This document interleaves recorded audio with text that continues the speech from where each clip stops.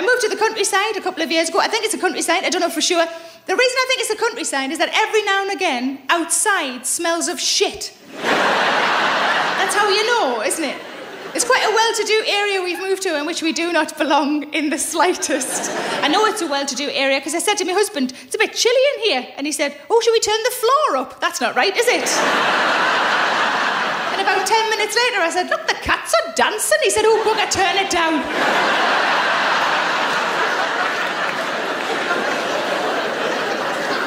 But presumably you all know that if I was in Downton Abbey, you all know I'd be downstairs, yes? Yes, good, no, I'm glad. It made it all the more weird when a man buzzed the buzzer and I answered, hello, and he said, are you the lady of the house? And I thought, I don't know.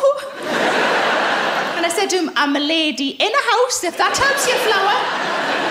And then he spent the next 10 minutes trying to sell me stuff off the back of his van. It took me 2 of those minutes to realise that a nursery could also sell plants. I was just thinking, where the fuck have I moved to? Where they're going door to door selling beans off the back of a van.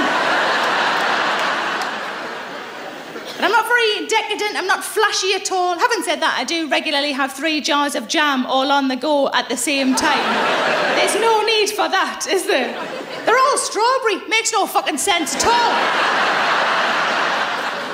But I'm just the same as you. The first thing I do in the morning is exactly what you do, I'm sure of it. First thing I do in the morning, I set the staff to work. No, that's what I call it when I put the washing machine, the tumble dryer and the dishwasher all on at the same time. And I think, well, they're all working, I'm going to have a biscuit. There's a few of you looking at me like, have you got staff? No, I've just explained, and don't worry, they're all white.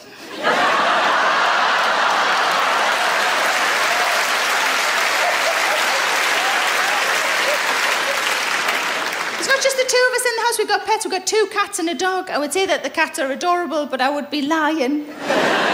One of the cats, Ripley, little girl cat, hasn't got a bad bone in her body. She's incredibly sweet. Brody, boy cat, 70% adorable, 30% bit of a twat, really. We took them, and you can't judge me on this, even though I suspect you're going to. We took them to see a cat behaviourist. Fuck off, fuck off, fuck off. But the best thing about going to see a cat behaviourist is that for £30, I could talk to a lady about my cats for an hour and she couldn't leave. But as soon as we finished with her, we needed to go and see the vet, because Brody, the one that's a bit of a twat, needed an injection, and I knew what was going to happen. I knew the vet was going to put him on the scale, and the vet was going to say that he's a bit overweight. He is a bit overweight. We're all a bit overweight in our house. But if we stand in a line, you can't tell. That's how perspective works. But exactly what we thought would happen happened. The vet put him on the scale. The vet said he was overweight. The words had barely escaped the vet's mouth when Brody just bit him. And I thought, good on you, son. You bite the fucking hand that doesn't feed you.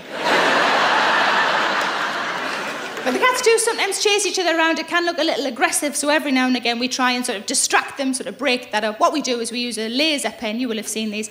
So the cats will be chasing each other around, then one or both of them will become transfixed by a little red dot that has appeared on the ceiling or the walls or the floor. And it's so effective that we started using it in our own relationship. So I'll be saying something like, all I want you to do when you finish with your wet towels is put them in the fucking ooh, ooh, ooh.